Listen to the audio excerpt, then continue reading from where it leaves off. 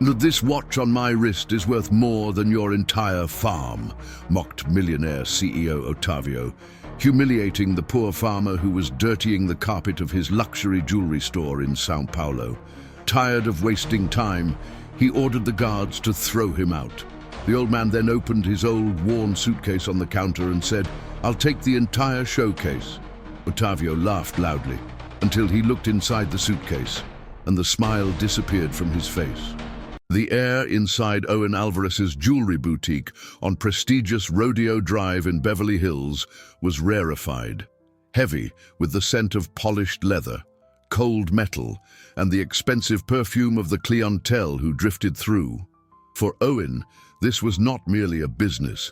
It was a stage where he performed as the master of luxury ceremonies, a temple erected in honor of his own unshakable arrogance. On that Tuesday afternoon, the California sun filtered through the immaculate glass panes, setting every diamond facet and every gold link aglow. Owen felt like Midas himself. His net worth grew by the second, a reflection of his infallible business touch and a cash flow that would make most private bankers envious. He didn't sell jewelry, he sold status, a tangible piece of the power money could buy. Across from him, an industrialist named Mr. Wainwright, whose stock portfolio had soared over the last week, observed with covetous eyes the platinum watch Owen held with the delicacy of someone handling a sacred artifact. The diamonds encrusted on the bezel shone with a cold, impersonal, almost cruel light. "It is a unique piece, an investment for life," Owen murmured, his voice soft and calculated, designed to seduce and justify the astronomical price. He felt the sale solidifying, another zero being added to his already vast fortune. The adrenaline of profit was the only emotion he truly cherished. It was at that instant that the small golden bell above the solid oak door chimed, a discreet jingle that nonetheless shattered the controlled atmosphere of the environment. The figure who entered was an anomaly, a smudge of earth and simplicity on his canvas of opulence. He was an elderly man, his skin weathered by the sun, his shoulders slightly stooped by the weight of years. He wore work boots covered in stubborn, reddish dust, a faded straw cowboy hat that looked like it had seen more harvests than Owen had seen gala dinners, and he carried in his left hand a worn leather satchel, its buckles scuffed and its surface scratched by countless journeys. The scent of the open country, of damp sagebrush and dry earth, seemed to invade the space, offending Owen's refined sensibilities. The man, whom the locals called Mr. Jesse, paused for a moment, his small, shrewd eyes surveying the room unhurriedly, like someone assessing land before planting. He ignored the sidelong glances of the other clients and the stiff, suited staff. His focus settled on the main display case, a sanctuary of glass and light where the rarest and most expensive pieces of the collection rested, jewels that represented the apex of Owen's capital. With slow, firm steps, he approached the counter, leaving an almost invisible trail of dry earth on the Italian marble. He pointed a wrinkled finger at the display. "How much for the whole case?" he asked, his voice gravelly, sounding like stones rolling in a dry riverbed.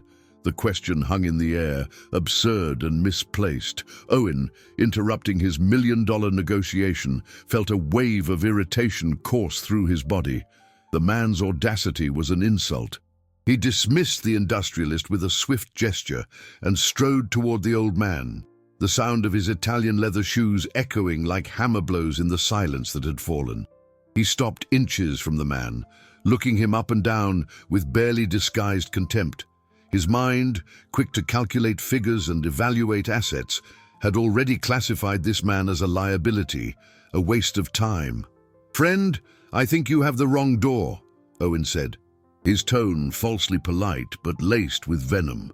"The flea market is a couple blocks over. You'll find things more suitable there." To emphasize his superiority, he raised his wrist, displaying his own Swiss timepiece. a masterpiece of horology worth more than most people would earn in a lifetime. This watch alone, he continued, practically spitting the words, is worth more than your entire farm. Please, don't make me waste time on trivialities. Security, he called loudly. Escort this gentleman out, please. The humiliation was public, cutting, designed to crush. The industrialist watched with a mixture of discomfort and curiosity. The staff shrank away, but Mr. Jesse did not move. His eyes did not waver for a second. He simply held Owen's gaze, and then, with unnerving calm, walked to the main counter, the same one where the platinum watch had been displayed moments before. He placed his old, battered satchel on the immaculate glass and, with a metallic click that resonated through the store, opened the buckles. "I don't want one piece," Mr. Jesse repeated, his voice still gravelly, but now with a timbre of steel. "I said, I'm taking the whole case." A sneer formed on Owen's lips. He leaned in, expecting to find cured cheeses, perhaps some exotic regional fruit, the pathetic attempt of an ignorant man trying to negotiate. He looked inside, and his smile froze, melting into a mask of pure, absolute shock. The satchel contained no cash, no cheeses, nor any other banality that Owen's presumptuous mind might have conceived. The interior, lined with faded crimson velvet, seemed to absorb the light of the store, creating a dark stage for the treasure it housed. Upon the fabric lay dozens of rough-cut stones, of a green so deep and luminous they seemed to possess a pulse of their own, a heart of earth and time. Some were small as river pebbles, others colossal, the size of a man's closed fist, their surfaces irregular and full of inclusions that told the history of their violent geological formation. These were not the cut and flawless emeralds Owen knew, imprisoned in gold and platinum. These were savage, untamed, carrying the raw force of the mountain from which they were ripped. Owen felt the air abandon his lungs, a cold rush of panic rising up his spine. His mind, a sophisticated abacus trained to calculate the value of any gem in seconds, simply stalled. The numbers didn't fit. The scale was incomprehensible. This wasn't a collection. It was a geological fortune, a wealth that defied market logic.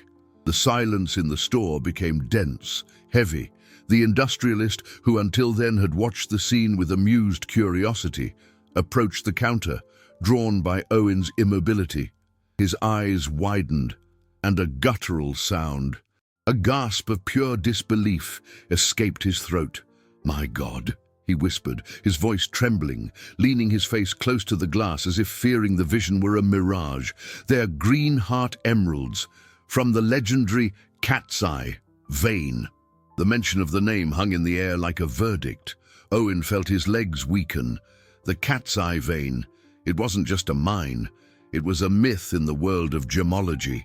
A nearly depleted seam that had produced the most valuable and coveted emeralds of the century. Stones whose value far surpassed that of the purest diamonds. They were legends, museum pieces, the kind of assets that multi-billionaires used to back their empires. He, who prided himself on his knowledge, his nose for big business, had never seen one in person. Now, dozens of them lay there in an old satchel at his feet. Mr. Jesse seemed oblivious to the chaos his presence had instilled. With disconcerting naturalness, he reached into the satchel and picked up one of the largest stones. The green gem rested in the palm of his calloused hand, a brutal contrast between the perfection of nature and the imperfection of human labor. He slowly raised it and, with a deliberate motion, placed it on the glass counter next to the platinum and diamond watch that Owen still held with trembling fingers. The comparison was humiliating. The watch, once a symbol of supreme power and wealth, seemed to shrink, becoming an expensive, soulless toy next to the brute majesty of the emerald. "This watch is worth my farm," you said. Mr. Jesse's voice cut the silence, low and devoid of emotion. He let out a short, dry laugh that contained no joy, only a cutting irony. "Son," he said, fixing his small, penetrating eyes on Owen's, "this stone in my hand is worth the entire building your store is in. Maybe the annual interest on the capital it represents could buy all your inventory." Owen was pale as wax. The words wouldn't come out. He opened and closed his mouth, but no sound was produced. The world he had built, based on the premise that he was always on top, always in control, crumbled around him. He was not the predator in this environment. He was the prey, and only now did he realize the claws closing in. Jesse retrieved the stone, putting it away with the same casual care as someone storing a work tool. He closed the satchel with 2 clicks that sounded like a judge's gavel.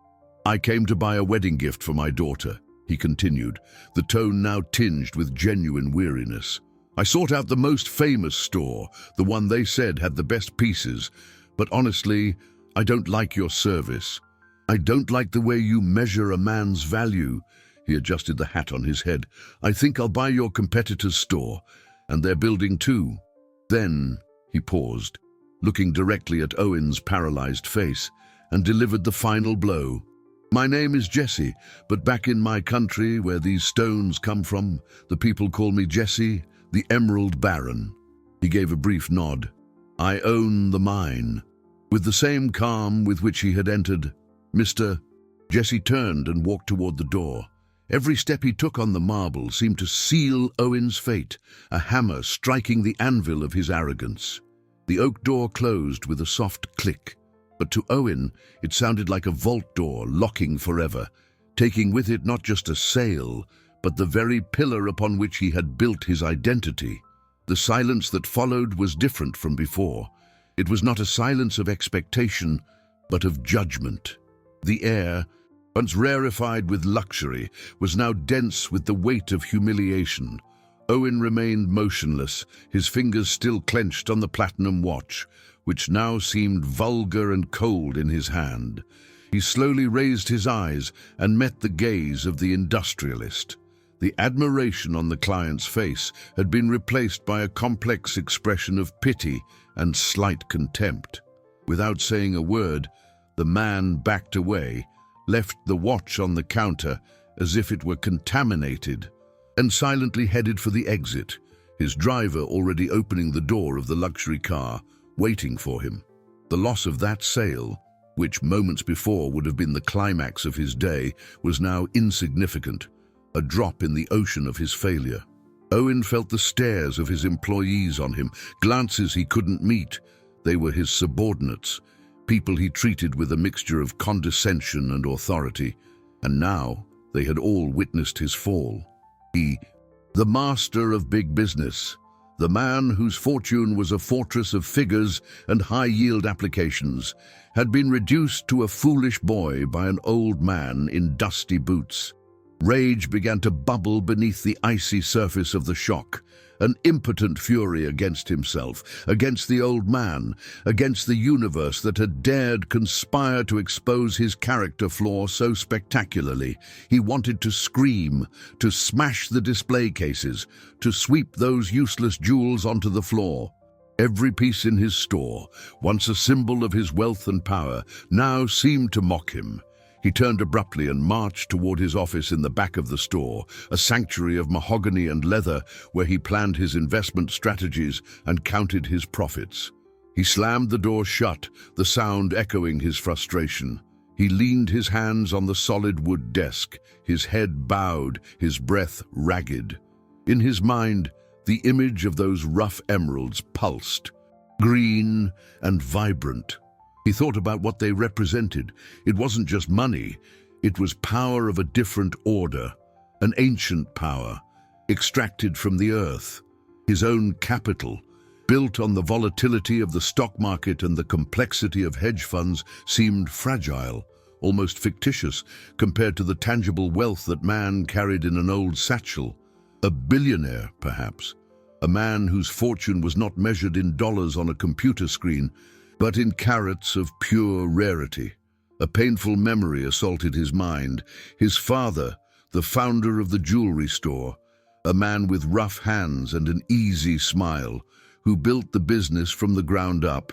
Years ago, in that very room, he had told him, "Owen, remember that a man's greatest asset is not what he owns, but how he treats those who possess nothing.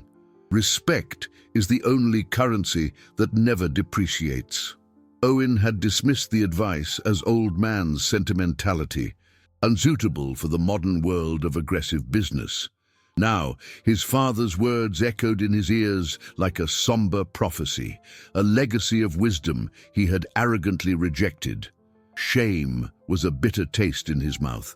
Seeking a breath of air, he walked to the large office window, which overlooked Rodeo Drive. He needed to see the world follow its normal course, see the traffic, the people passing by, something to anchor him back to his reality of control and superiority. But what he saw was the final scene of his humiliation unfolding in real time.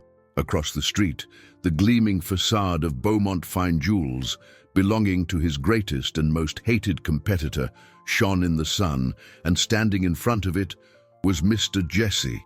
The moment Owen looked, the rival store's door opened, and Leo Beaumont himself, a man Owen despised for his expansive and popular style, stepped out onto the sidewalk. He didn't wait for the old man to enter. Beaumont walked up to him, flashed a wide smile, and shook Mr. Jesse's hand with a deference and warmth that were almost palpable from the distance, as if he were welcoming a king into his palace. Owen watched, paralyzed, as his rival put an arm over the Emerald Baron's shoulders and escorted him inside, the old leather satchel carried between them as if it were the crown jewels. Owen stood frozen before the window, the cold glass against his fingertips. The scene across the street unfolded like a silent film, projected for his exclusive torture. Every gesture of Leo Beaumont was a stab at his pride. The way he leaned in to hear Mr. Jesse, the smile that never wavered, the manner in which he personally served the old farmer coffee in a fine porcelain cup. Owen knew Beaumont. He knew that behind that friendly air was a shark as voracious as himself, but with a social skill that Owen had always dismissed as weakness. Now, he saw it wasn't weakness, it was a weapon that had just been pointed directly at the heart of his business. He felt a bitter nausea rise in his throat. His company's net worth, something he checked daily with almost sinful pleasure, suddenly seemed vulnerable. A house of cards built on the sand of his own hubris. He backed away from the window, stumbling, and began pacing his office, his steps marking a frantic rhythm on the Persian rug. Mr. Jesse's words echoed in his head. "I own the mine." What kind of power was that? Owen was accustomed to the power of digital money, of numbers flickering on a screen, of buying and selling shares, even the volatile cryptocurrency market, where he had some daring investments. But this was different. It was primal wealth, ripped from the earth's core, a treasure that didn't depend on interest, dividends, or stock market fluctuations. It was solid, unquestionable green gold. It was the kind of fortune that didn't just buy things, but permanently altered the balance of power. He, who saw himself as a multimillionaire at the top of the food chain, realized there were much larger, older predators in the jungle.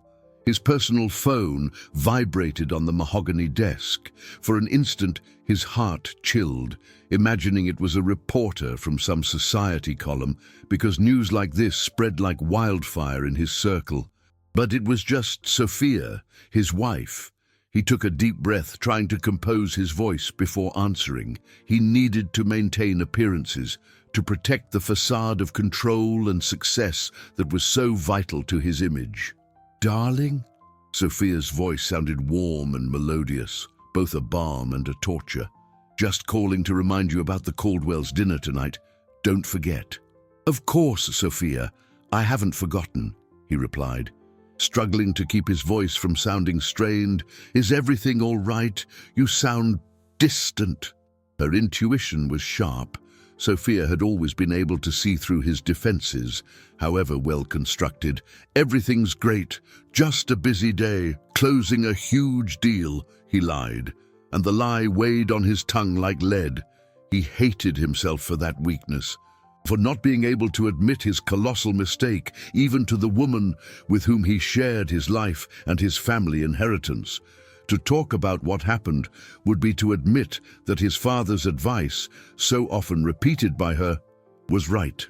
It would validate her worldview, a view he had always considered naive and impractical for the competitive environment he lived in. "That's wonderful, my love. I'm happy for you," she said, the sincerity in her voice making his lie even viler. "I'll see you at home then? Kiss." "Kiss," he replied, hanging up the phone. The ensuing silence was even more oppressive. He felt like an imposter in his own life. He looked at the framed photo on his desk, a picture of him and Sophia on their wedding day, both smiling, young, and full of plans. Back then, his capital was a fraction of what it was today, but maybe he was richer in other aspects, in things he had forgotten how to value. His attention was pulled back to the window, like a magnet. Something was happening. Mr. Jesse and Beaumont were leaving the rival jewelry store, but they were not alone. With them was a third man in a grey suit and silver hair, whom Owen recognized immediately, feeling a chill run down his spine. It was Arthur Caldwell, one of the biggest real estate magnates in Los Angeles, a man whose property portfolio included some of the city's most coveted commercial addresses. And one of those addresses was precisely the building where his jewelry store, his father's legacy, was located. Owen watched, his breath caught in his throat, as the three men stopped on the sidewalk. Beaumont said something, gesturing enthusiastically. Arthur Caldwell smiled and nodded. Then Mr. Jesse extended his hand, not to Beaumont but to the real estate magnate. They sealed the meeting with a firm handshake, a gesture that was not one of farewell, but of conclusion. A deal had been closed right there on the sidewalk, in plain view of everyone, and Owen understood, with a terror that chilled his blood, that Mr. Jesse's threat had not been bravado. He wasn't just buying jewels, he was buying the whole board. The handshake across the street was a silent, devastating blow. Owen felt the marble floor under his feet ripple, as if a silent earthquake were shaking the foundations of his world. This was not a simple business transaction. It was a demonstration of power so absolute, so overwhelming, that it turned all his fortune, all his painstakingly accumulated capital, into dust. That man, the Emerald Baron, was not playing the same game as him. Owen moved pieces on a board, bought and sold stocks, analyzed the ups and downs of the market, speculated with the profitability of his funds. Mr. Jesse, it seemed, owned the board, the table, and the room where the game was played. The building that housed his store, his family's legacy, the symbol of his social ascent, was being negotiated on the sidewalk as if it were any commodity. A deep sense of impotence, a feeling he hadn't experienced since childhood, invaded him. He staggered away from the window and sat down heavily in his leather chair. His mind, usually a whirlwind of calculations and strategies, was blank. The shock gave way to a cold panic. He thought about the lease agreement, a document he had barely looked at in recent years, relegated to his lawyers as a mere formality. He had always assumed that his position, his name, his ability to pay exorbitant amounts would guarantee him eternal permanence at that address. How foolish he had been. Arrogance had blinded him not only to the value of men, but to the vulnerability of his own assets. The building, which he had always considered one of his greatest assets by association, could become his biggest liability, the anchor that would sink his business. With trembling hands, he picked up the phone and dialed the number of his lawyer, Mr. Morales. He needed answers. A loophole, anything he could use as a weapon. "Morales," he said, as soon as the lawyer answered, his voice sharper than he intended. "I need the details of our lease agreement for the Rodeo Drive building. Now." There was a pause on the other end of the line. "Owen, what happened? Is everything okay? Just tell me, Morales. What's our situation? How secure are we?" Owen could almost hear the lawyer flipping through papers in his office. "Well, it's a solid contract, standard for high-end commercial properties. You've been an exemplary tenant, payments always on time." "I don't want to know that. I want to know about the renewal." "About the sale of the property," Owen interrupted, his patience draining. "The renewal?" Morales's voice hesitated, and that hesitation was enough for Owen's stomach to contract. "It's scheduled for 6 months from now. Arthur Caldwell already sent us the preliminary notice, as is customary. I was going to call you next week to start aligning the negotiation. Why did he decide to sell? 6 months. The information dropped like a stone into a deep well. 6 months was an eternity, and at the same time, nothing. He would have to negotiate the permanence of his father's legacy with a man he had publicly humiliated. The image of Mr. Jesse placing the emerald next to his watch returned to his mind. That hadn't been a comparison of values. It had been a lesson, and Owen felt the lesson was only just beginning. "Thank you, Morales," he said, his voice hollow, and hung up without waiting for a reply. He stood up and left his office. The store looked different. Employees watched him sideways, whispering among themselves. The air was permeated with his defeat. The security guard, the same one to whom he had given the humiliating order, stood near the door, his eyes fixed on the floor, avoiding his gaze. Owen said nothing. He crossed the showroom and stepped out into the late afternoon light. The low sun cast long shadows over the street, and the facade of Beaumont's store seemed to shine even more intensely. As he got into his car, the engine growling with a power that brought him no comfort, his cell phone vibrated on the dashboard. It was a notification from a financial news portal he followed. The headline flashed on the screen, sharp and cruel: "Enlightening deal. Magnate Arthur Caldwell sells iconic Rodeo Drive building to mysterious investor from the Southwest. Transaction advised by Leo Beaumont." The news was already out. His shame was no longer private. It was public. It was a fact. The drive home was a blur. Owen drove on autopilot, the busy streets of Los Angeles passing by his windows without him registering anything. The headline on the cell phone was like a blinding beacon in his mind, illuminating the wreckage of his pride. Mysterious investor from the Southwest. The description was almost a mockery, a euphemism for the man in dusty boots and a straw hat he had tried to expel from his store. He imagined the phone calls that were happening, the conversations at investment clubs, the whispers at business dinners. His reputation, so carefully constructed over the years, was being dismantled in a matter of hours. The humiliation was now market data, an event that financial analysts could, somehow, quantify and use against him. His name, once synonymous with success and an infallible business sense, would now be forever associated with this story, with this monumental error in judgment. Upon arriving at his Bel Air mansion, an oasis of concrete and glass that he had always seen as the materialization of his fortune, the house seemed strange, cold. He walked in, and silence greeted him. Sophia had not yet arrived from the charity event she was organizing. Alone, he walked to the bar and poured himself a generous measure of scotch. The amber liquid burned going down, but it couldn't warm the ice that had formed in his chest. He looked around at the designer furniture, the contemporary art on the walls, every object a testament to his wealth. But for the first time, none of it brought him satisfaction. They seemed just things, empty objects that could offer no solace or erase the shame he felt. His wealth, once a source of power, now seemed like a gilded cage. He remembered a conversation years ago with his father-in-law, Sophia's father, a man who had built an industrial empire through hard work and a reputation for unshakable integrity. During a family lunch, Owen boasted about a hostile takeover he had executed, an aggressive maneuver on the stock market that had earned him significant profit but left a trail of resentment. His father-in-law listened in silence and then said, with the calm, thoughtful voice that characterized him, "Owen, remember that the true cash flow of a life is not measured just in money. It's measured in respect, in trust, in relationships. Those are the assets that cannot be bought or sold."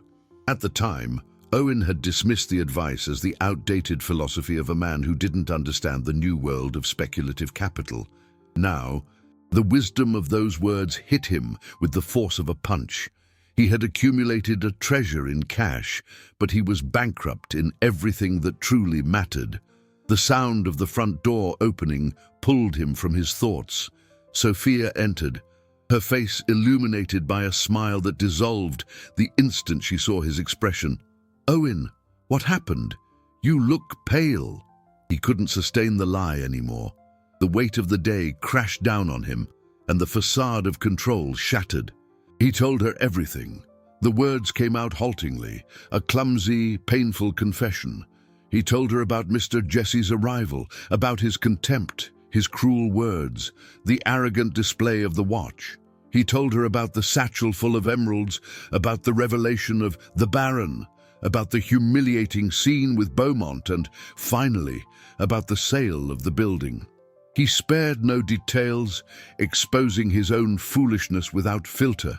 Sophia listened in silence, her hand covering her mouth, her eyes full of an emotion Owen couldn't decipher. It wasn't anger nor pity, it was something deeper, perhaps disappointment. When he finished, the silence in the room was deafening. He expected a reprimand, and "I told you so," something to punish him further. But Sophia simply approached, sat beside him on the sofa, and took his hand. His hand was cold and trembling. "My father once told me a story," she said, her voice soft, "about a man so obsessed with collecting gold that he forgot what the sun felt like on his skin." She squeezed his hand gently. Perhaps this is your son, Owen. A chance to remember what truly holds value." Her words didn't offer a solution, but they opened a small crack in the darkness of his mind. He looked at his wife's face, at the genuine concern in her eyes, and felt a pang of something he hadn't felt in a long time: gratitude. In that moment, amid the ruin of his pride, he realized that the most valuable asset in his life was not in a safe or a financial application. It was sitting right there beside him. But then, Sophia's cell phone, which was on the coffee table, lit up with a notification. She picked up the device, and her face changed. Concern gave way to shock. She turned the screen toward Owen. It was a post on the page of a famous jewelry blog, shared by hundreds of people. There was a clear photo, taken from across the street, showing Mr. Jesse and Leo Beaumont shaking hands, but it wasn't the photo that made Owen's heart stop. It was the caption beneath it: "Exclusive. Leo Beaumont announces historic partnership with the legendary Jesse, the Emerald Baron." Sources indicate the first step of the new venture will be the inauguration of a new flagship store at the former address of Alvarez Jewelers. The caption on the cell phone screen was more than news.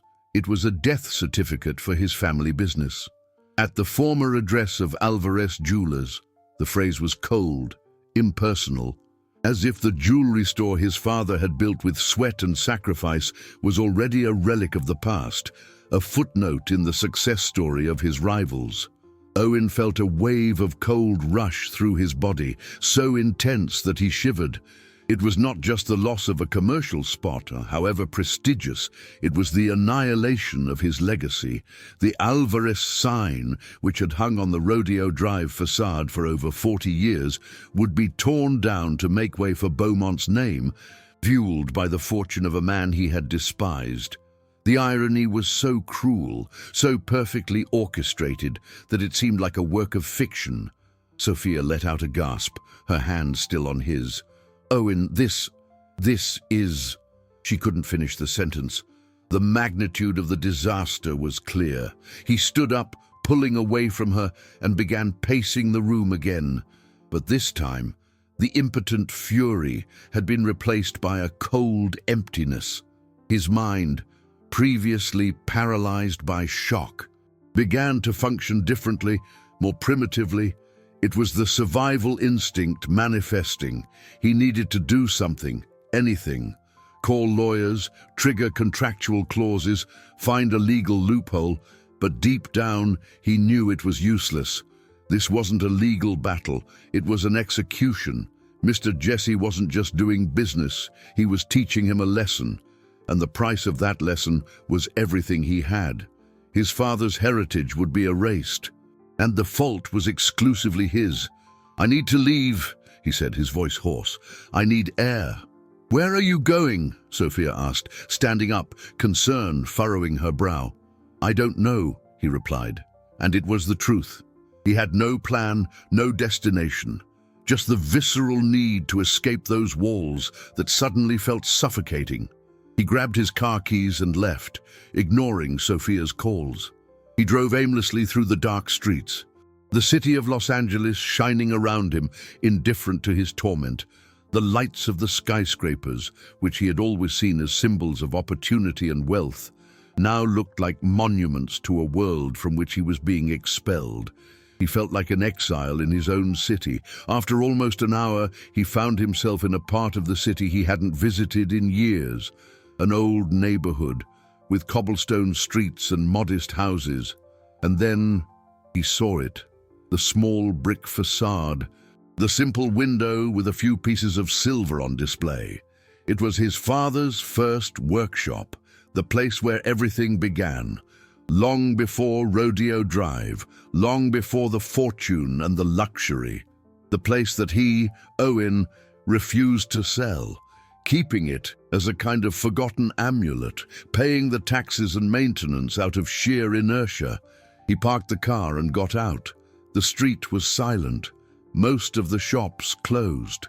He stopped in front of the small workshop, looking through the dusty glass.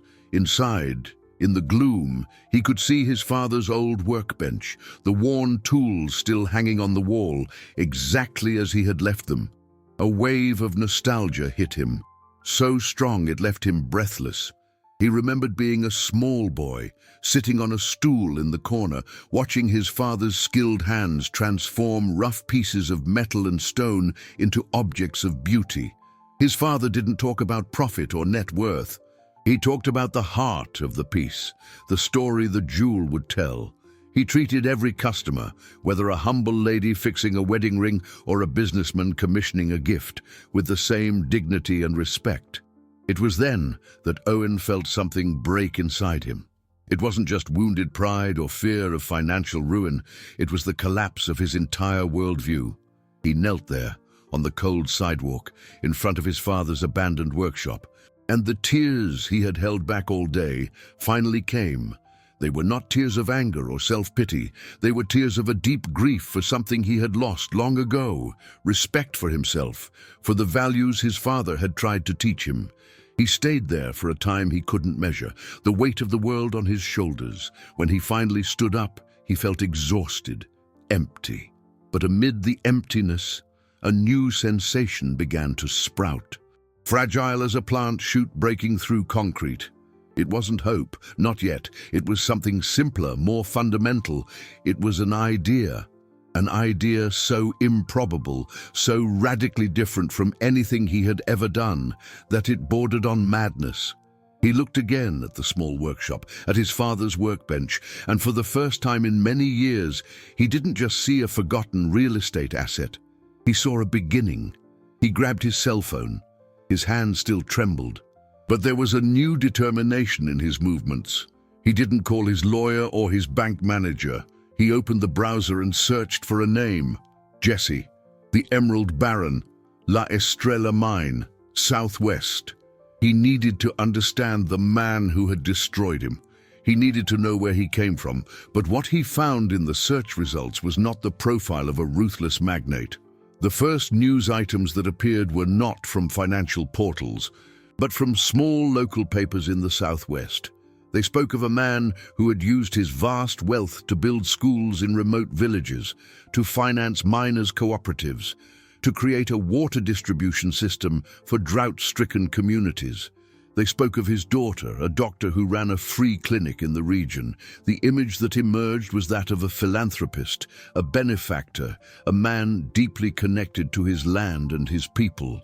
And then Owen saw a link to a recent interview Mr. Jesse had given to a small local radio station.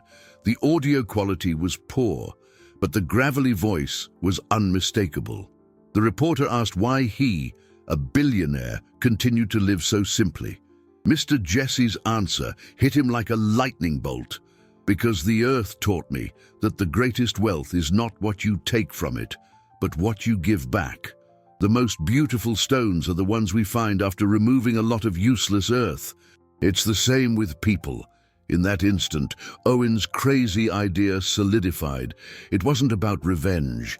It wasn't about recovering his store or his status. It was about removing the useless earth from his own soul. He knew what he had to do. It was a path of humiliation, a path that would annul everything he was. It was the only way possible. When Owen returned to the mansion, dawn was approaching. The living room lights were still on, a beacon of vigil in the darkness. Sophia was sitting exactly where he had left her, but now wrapped in a shawl, the glass of scotch untouched on the coffee table. She stood up as soon as she heard him enter, her eyes seeking his, filled with a silent anxiety. She did not see the defeated man who had left hours earlier. His face was still marked by pain, but there was something new in his gaze, a clarity, a resolution that was both terrifying and strangely calm. He no longer looked like a dethroned king, but a pilgrim who had just found the beginning of a new and arduous path. He said nothing. He just walked up to her and hugged her, a hug that was different from all the others they had shared. It wasn't the possessive hug of the businessman or the distracted hug of the accustomed husband. It was the hug of a man clinging to a lifeline in the middle of a shipwreck. "I am so sorry, Sophia," he whispered into her hair, his voice choked. "I'm sorry for becoming the man who sits in this room and not the man you knew." She hugged him back, tightly. "What happened, Owen? Where were you?" He led her to the sofa and, with a raw honesty he hadn't used in years, told her about his father's workshop. He described the feeling of seeing the workbench, the tools, the dust on the memories. He spoke about the memory of his father, not as the founder of a jewelry empire, but as a craftsman, a man whose hands created beauty and whose heart valued people. And then he told her about his research, about the schools and hospitals Mr. Jesse built, about the radio interview. "He's not a destroyer, Sophia," Owen said, his eyes fixed on hers. "He's a builder. He just demolished the wrong building I constructed within myself." Sophia listened, fascinated and moved. The bitterness and anger had disappeared from his voice, replaced by a sort of reluctant admiration. "I know what I have to do," he continued, taking her hands in his. "And it's crazy. It goes against everything I've learned, everything I've become. I'm not going to fight. I'm not going to call lawyers. I'm not going to look for loopholes. I'm giving up the store." Sophia caught her breath. "Give it up, Owen. That place is your life, your family's heritage." "No," he corrected her gently. "My father's heritage isn't an address on Rodeo Drive. It's the workbench, the respect for the craft, the name Alvarez as a synonym for integrity, not arrogance. And I tainted that name. The capital I accumulated, the investments, the assets, all of it was built on a rotten foundation. I need to go back to the workshop, to my father's first workshop." The enormity of what he was proposing hung between them, to renounce the most valuable commercial spot in the country, to turn his back on a multi-million-dollar clientele, to start over in a forgotten neighborhood. It was the end of all his businesses as he knew them. "Are you sure?" she asked, her voice a whisper. "I've never been so sure of anything in my entire life," he replied. A solitary tear rolled down Owen's face, but it wasn't sadness. It was relief. "But I can't do this alone. I lost almost everything today, Sophia. The only thing I can't afford to lose is you." Sophia looked at the man in front of her, the husband she feared she had lost forever to greed and pride, and saw the spark of the idealistic young man she had fallen in love with. She wiped his tear with her thumb. "You haven't lost me. You'll never lose me. If your father's workshop is our new path, then we will walk it together." Strengthened by her words, Owen stood up and went to his office. He picked up the phone to call his lawyer. His finger hovered over Mr. Morales's speed dial. This was the first concrete action, the first step into the abyss. He took a deep breath and made the call. "Morales, Owen Alvarez, I need you to draft a notice immediately. Yes, to the new owner of the building. Inform them that not only will we not contest the termination, but we are waiving the 6-month notice period. We will vacate the premises in 30 days. There was a shocked silence on the other end of the line, followed by a series of incomprehensible protests. "Owen, for God's sake, what are you doing?" Morales's voice finally exploded, squeaky with panic. "This is corporate suicide. You're handing over your primary asset on a silver platter. Your entire net worth is tied to that address. You'll ruin yourself." Morales's reaction was exactly what Owen expected. It was the voice of logic, of good business sense, of the world he was deliberately abandoning. "I know what I'm doing, Morales," Owen replied, the calm in his voice contrasting with the lawyer's panic. "Just do what I asked. Draft the document and send it to me for signature in the morning." He hung up before Morales could protest further, the click of the phone ending not just the conversation, but an entire era of his life. He felt a knot in his stomach, a mix of paralyzing fear and stunning freedom. For the first time, he was making a decision that was not based on profit, profitability, or asset appreciation. It was a decision based on something he could barely name, an impulse for redemption. The next morning, the news of his voluntary capitulation spread through the Los Angeles financial circle like wildfire. The phone wouldn't stop ringing. They were partners, investors, bankers, all incredulous, asking if he had lost his mind. He instructed his secretary to hold all calls. He owed no one an explanation. His journey was now internal. Morales's document arrived by email, the legal text cold and formal, a certificate of his resignation. He signed it digitally without hesitation. The next step was the hardest, communicating the decision to his team. He arrived at the jewelry store earlier than usual. The employees were already there, the atmosphere heavy with rumors and uncertainty. He gathered them in the main showroom, the same spot where the humiliation had happened less than 24 hours before. He looked at each of them. Salespeople, security guards, the manager who had worked with his family for over 2 decades. They were the people he commanded, but rarely saw as individuals. "I've gathered you," he began, his voice firm, "to inform you that the news is true. Alvarez Jewelers will be vacating this address in 30 days. A murmur of shock and apprehension ran through the group. "I know this is sudden and frightening, and the fault is entirely mine. I made a mistake. An error in judgment, an error in character that cost us this location." He paused, swallowing the pride that still tried to fight in his throat. "I failed my father's legacy, and I failed each one of you." He then told them his plan.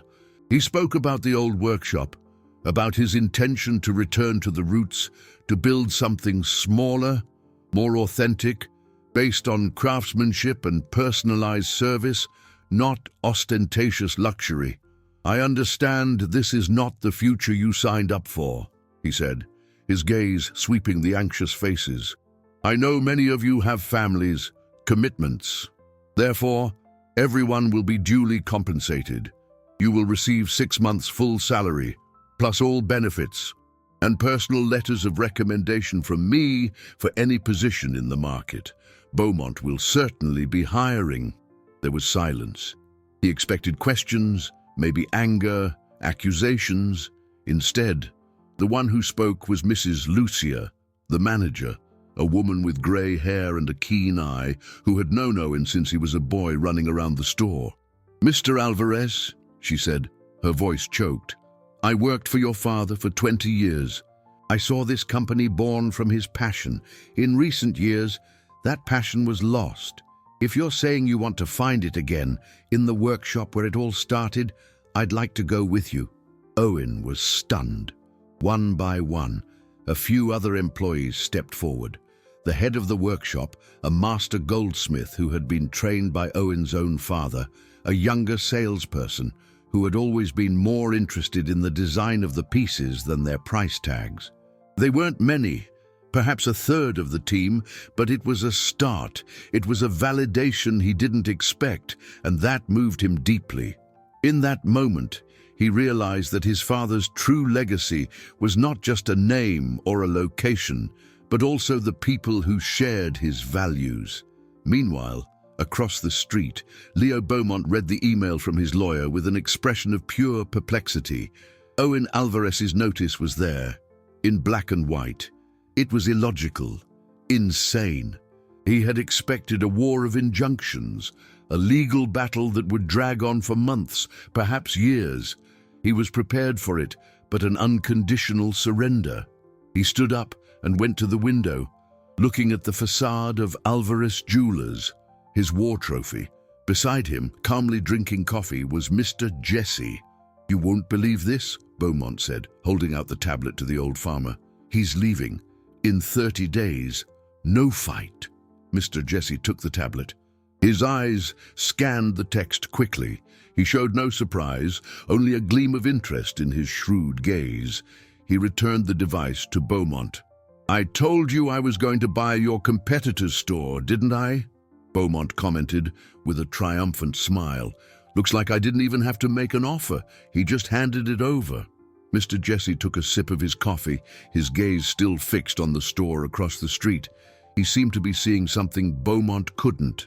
"Perhaps," the old baron said, his voice gravelly and thoughtful, "or perhaps he is just beginning to understand what's truly worth buying." The following 30 days were a surreal mix of mourning and liberation.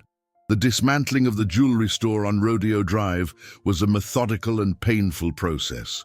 Every display case emptied, every piece of velvet folded, every safe opened and cleared seemed like the closing of a chapter, not just in his life, but in his family's history. Owen personally supervised everything, refusing to delegate the hardest tasks. He felt he needed to feel the weight of every box, the emptiness of every shelf. He liquidated much of the inventory in private sales to cover the generous severance packages for the departing employees, and to ensure that the small team that stayed with him had their salaries secured for the coming months. His net worth, once a source of pride, shrank with every transaction. But with every liability he paid off, he felt an unexpected relief, as if he were shedding a weight he didn't even know he was carrying. Sophia was by his side at all times, organizing, cataloging, and, most importantly, offering a compassionate silence when words were unnecessary. The last day was the hardest. After the moving truck left with the few pieces of furniture and equipment they decided to keep, Owen and Sophia stood alone in the empty showroom. The afternoon sun streamed through the windows, illuminating the marks on the floor where the display cases had stood for decades. The place, stripped of its shine, revealed its soul of concrete and glass, a hollow space waiting to be filled by a new story. Owen handed the keys to the real estate representative without a word and stepped out onto the sidewalk, without looking back. He didn't look at Beaumont's store. His eyes were fixed on the future, a future that now amounted to a small, dusty workshop. The arrival at his father's old workshop was a reality check. What in Owen's memory was a place of magic and creation now revealed itself to be a small, neglected space, smelling of mold and loneliness. Dust covered everything like a shroud. The tools on the wall were rusty, the electrical wiring was dangerously old, and the plumbing was dubious. Mrs. Lucia, standing at the door, looked at the place with compressed lips, and for an instant, Owen saw doubt in her eyes and feared she would give up. But then, she simply rolled up the sleeves of her cardigan. "Well, "It's not going to clean itself, is it?" she said, and her practicality broke the spell of desolation. That phrase became the motto of the following weeks. Together, the small group of 5 people, Owen, Sophia, Mrs. Lucia, the master goldsmith named Ramiro, and the young salesperson, Anna, dove into the manual labor. They scrubbed the floor, scraped walls, sanded the old mahogany workbench until the noble wood revealed its hidden beauty.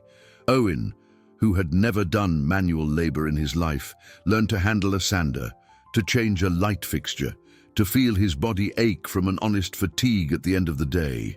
He discovered muscles he didn't know he had, and a satisfaction that no profit and loss statement had ever given him. The little capital that remained was carefully invested in essential renovations. Every penny counted and debated. It was a new kind of business, built not on abundant cash flow, but on collaboration and sacrifice. One rainy afternoon, after a particularly exhausting week, Owen was alone in the workshop, reviewing the accounts. The financial reality was brutal. After all the renovation investments, the remaining money was dangerously little. The responsibility for the people who believed in him weighed on his shoulders. Doubt, his old enemy, began to insinuate itself into his mind.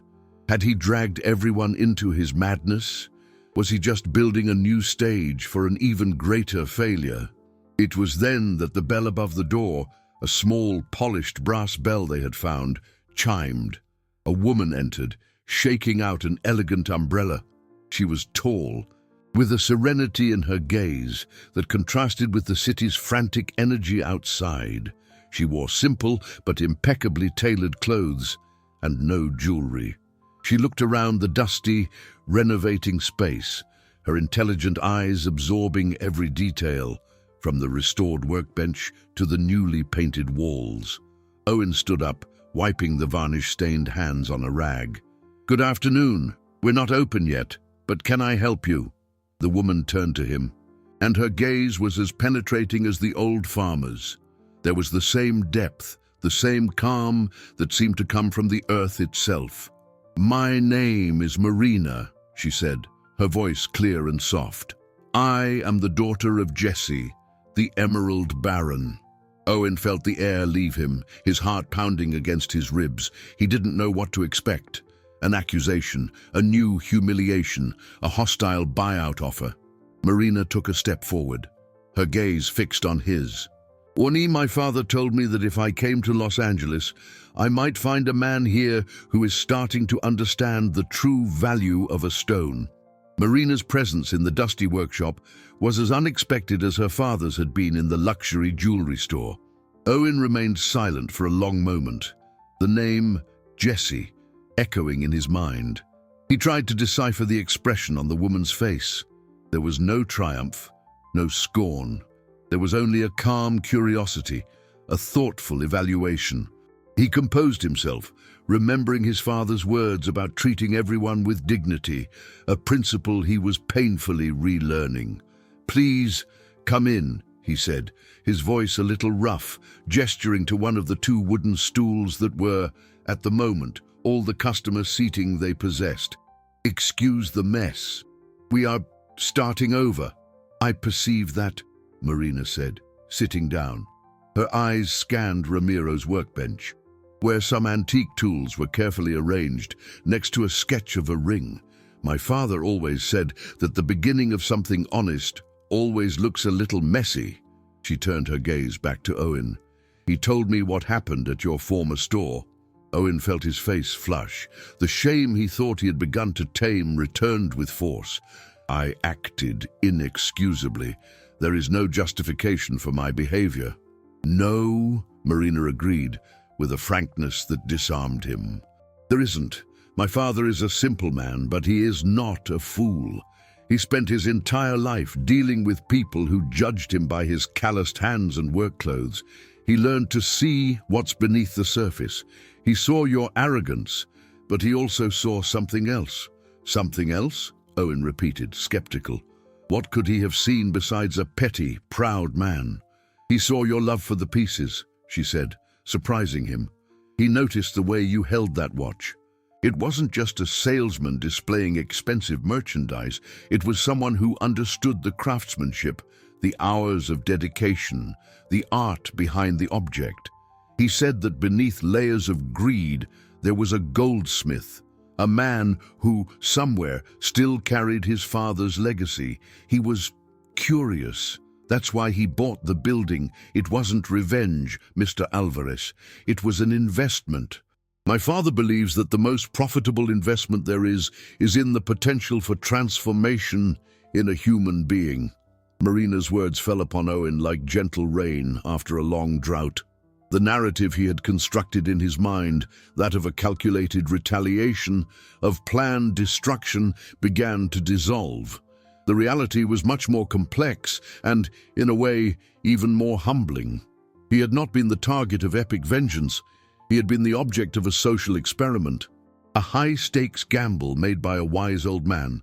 "I came here for a reason," Marina continued. "As my father mentioned that day, I'm getting married soon, and I would like to commission my wedding rings from you." Owen stared at her, certain he had misunderstood. "From me? But why? Beaumont has the best artisans, the finest materials. I have this," he said, gesturing to the humble space around them. "Or I barely have the capital to buy the gold." "My father doesn't care about Beaumont," she said with a slight smile. "He wants the rings made by the hands of the man who relearned the value of work. He wants the bands that will symbolize my union to be forged in a place of new beginnings, not in a palace of excess." She then opened the small purse she carried and pulled out a velvet pouch. She poured the contents into her palm. They weren't emeralds. They were two small, rough and dull gold nuggets, but with a density and weight that spoke of their purity. "This is the gold from our land, sustainably mined by the cooperative my father helped found. He said to give this to you. It is your working material. The payment," he said, "will be the story these rings tell." Owen looked at the gold in Marina's hand and then at his own hands, stained with paint and varnish. For the first time in decades, he felt the call of the craft. The desire to create, not to sell, but to signify. It was a chance, a single, improbable chance to prove that Mr. Jesse's gamble had not been in vain. It was an opportunity to forge not just two rings, but his own future, his own redemption. The weight of those two small nuggets in his hand was greater than all the gold he had ever possessed in his safes. The choice of the emerald became a ritual. Owen did not use high-precision loops or electronic equipment to analyze the stones. Following the advice in Mr. Jesse's note, he spent days with the three gems on the workbench, observing them under different lights: the cold morning light, the golden glow of the late afternoon, the artificial illumination of the night. He learned to see beyond the inclusions, the small imperfections that, in the world of high jewelry, would diminish a stone's monetary value. He began to see the gems, birthmarks, the internal gardens that told the story of their formation over millennia. Ramiro, his master, sat beside him in silence, only nodding occasionally, allowing Owen to find his own way. The final choice was not the clearest or the largest stone, but one with a deep, moss-green tone, which contained within it a delicate veil of inclusions that resembled the roots of a tree. It was the stone that spoke most of the earth, of the strength and history of Marina and her father. It was the one that fit the design perfectly. The weeks leading up to the delivery date of the ring were of an intensity Owen had never experienced. The workshop became his universe. He arrived before sunrise and left late at night, his hands and body aching with an honest exhaustion that made him sleep deeply for the first time in years. Under Ramiro's tutelage, he hammered, heated, and shaped the raw gold nuggets. It was a slow, almost meditative process. Every blow of the hammer was not just to mold the metal, but to exorcise a ghost of his arrogant past. He felt the gold come alive in his hands, transforming from a rough pebble into fine wires that were patiently woven like a weaver's thread, forming the branches and leaves of the ring. Sophia brought lunch for him and Ramiro every day, and sat in a corner, just observing the transformation in her husband. She saw the tension disappear from his shoulders, the hardness in his gaze replaced by a focused, humble concentration. He was no longer the multi-millionaire obsessed with assets and status. He was a craftsman, immersed in his craft. The moment to set the emerald was the pinnacle of his journey. The workshop was silent. Sophia, Ramiro, Mrs. Lucia, and Anna gathered around the workbench, holding their breath. Owen's hands, now firm and calloused, held the small tool with a delicacy he didn't know he possessed. With a precision born of hours and hours of practice, he bent the tiny gold prongs over the emerald, securing it in its metal nest. When the last piece of gold clicked into place, a collective sigh of relief and admiration filled the small space. The ring was ready. Resting on a piece of velvet, the piece was of stunning beauty. It didn't scream for attention like the jewels he used to sell. It whispered. It told a story of earth, of roots, of growth. The gold, with its warm, handcrafted luster, embraced the deep green emerald as if they had been born together. It was a piece that possessed a soul. In that moment, Owen understood what his father meant by the heart of the piece. He picked up the ring, feeling its weight in his hand, and knew, with a certainty that transcended any value calculation, that this was the most valuable jewel he had ever touched in his entire life. Its worth was not in carats or the purity of the metal, but in the meaning it carried. It was the materialization of his own transformation. On the agreed-upon day, Marina returned to the workshop. The place was no longer a construction site, but a charming, welcoming atelier. She walked in, and her gaze immediately fell on the small wooden box on the counter. Owen opened it. The light coming through the window made the emerald sparkle, revealing its secret garden. Marina brought her hand to her mouth, her eyes welling up. She picked up the ring, and her fingers delicately traced the outline of the gold leaves. It's more than I could have dreamed of," she whispered. "It's as if you looked into my soul and turned it into a jewel." She slipped the ring onto her finger. It fit perfectly. "How much do I owe you?" she asked, her voice still thick with emotion. Owen shook his head. "Your father already paid me. He gave me the opportunity to create this piece. That was the payment." He looked at Marina, the ring shining on her hand, and felt a peace that no great sale had ever brought him. His cash flow was dangerously low, his financial future uncertain. But for the first time, he felt truly rich. His wealth was no longer measured in dollars or euros, but in the satisfaction of that moment. In the human connection he had established, Marina smiled, a genuine, warm smile. "My father was right about you." She then surprised him. She took a formal envelope from her purse. "He asked me to give you this. It's the invitation to my wedding in the Southwest. He insists on the presence of the craftsman who made my rings. And there is something else." She handed him a second document, a contract. "My father would like to propose a partnership. He wants to open a goldsmithing school for the young people of La Estrella, so they can learn to transform the wealth of our land into art, not just raw material. He wants you to be the consultant and principal master of the project." Mr. Jesse's proposal was an earthquake, shaking the foundations of the new world Owen was so carefully building. A goldsmithing school in La Estrella. It wasn't a business offer in the terms he knew. It didn't speak of profit, stocks, or profitability. It spoke of legacy, purpose, of giving back to the earth what the earth gave.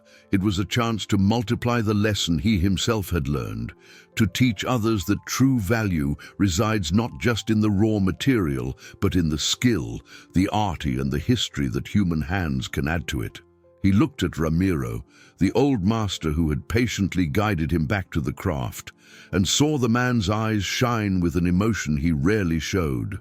It was the opportunity of a lifetime to transmit the knowledge accumulated over generations, to create a future for young people who would otherwise only have the option of rough work in the mines.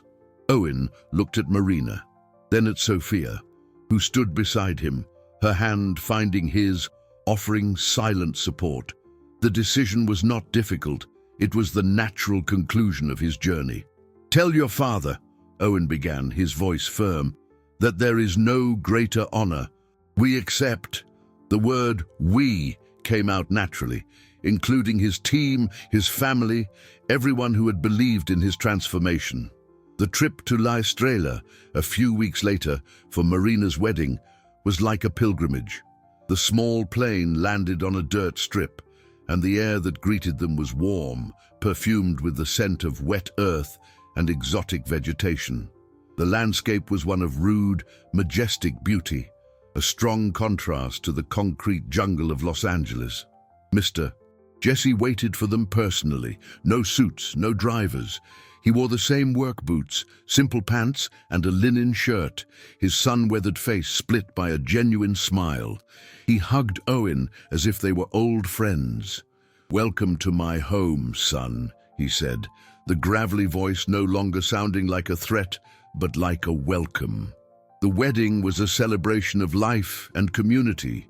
There was no ostentatious luxury, but a richness of detail that spoke of love and tradition. The ceremony took place under a large mesquite tree at sunset, and Marina, with Owen's ring shining on her finger, was a vision of serene happiness. During the party, Owen found himself talking not with bankers or industrialists, but with miners, teachers, doctors, and farmers. He listened to their stories, learned about their challenges and joys, and realized the depth of the impact Mr. Jesse had on that community. The Baron's fortune was not kept in safes or invested in international funds.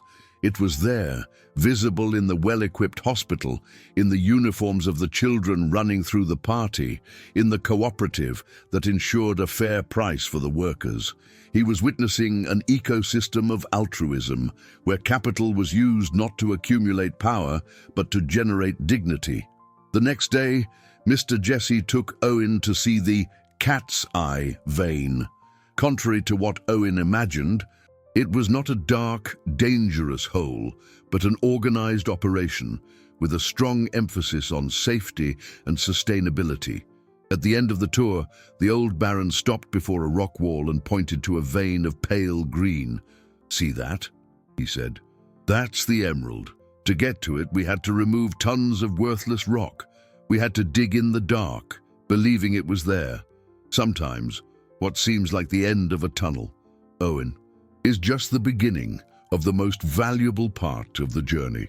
That night, before returning to Los Angeles, Owen received one last surprise.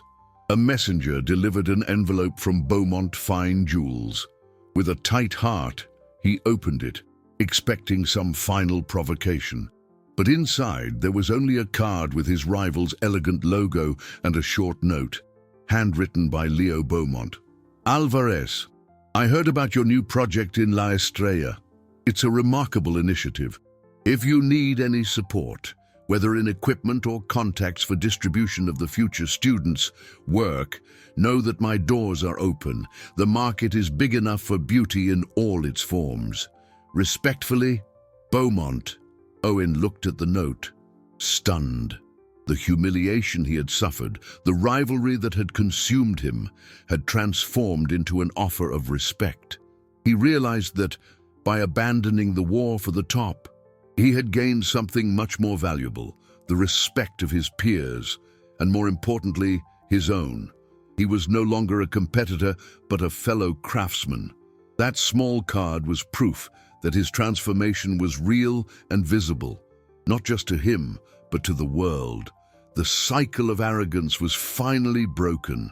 The return to Los Angeles was different from all the other trips Owen had ever taken. He did not return to his old life of ostentatious wealth and high-pressure deals, but to a future full of purpose and a different kind of wealth, one that could not be quantified in spreadsheets or stock market charts. The small workshop on the cobblestone street no longer seemed like a setback, but the center of his new universe. Mr. Jesse's proposal gave the new Alvarez jewelers a mission that transcended commerce.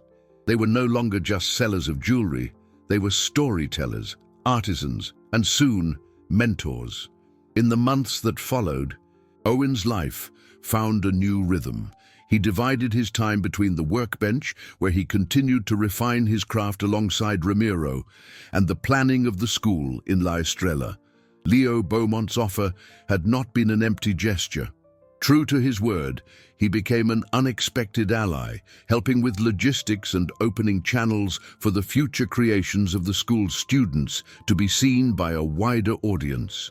The old rivalry dissolved into mutual respect, based on a shared passion for the art of goldsmithing. The news about Marina's engagement ring and the subsequent partnership with the Emerald Baron spread quietly, not through gossip blogs, but by word of mouth. The workshop began to attract a new type of client, people who sought not just a symbol of status, but a piece with meaning, a jewel that told their own story. Owen and his small team found themselves creating pieces that celebrated births, long-standing wedding anniversaries, personal achievements. Every creation was a collaboration, a conversation. The company's cash flow, though modest compared to Rodeo Drive standards, was steady and healthy.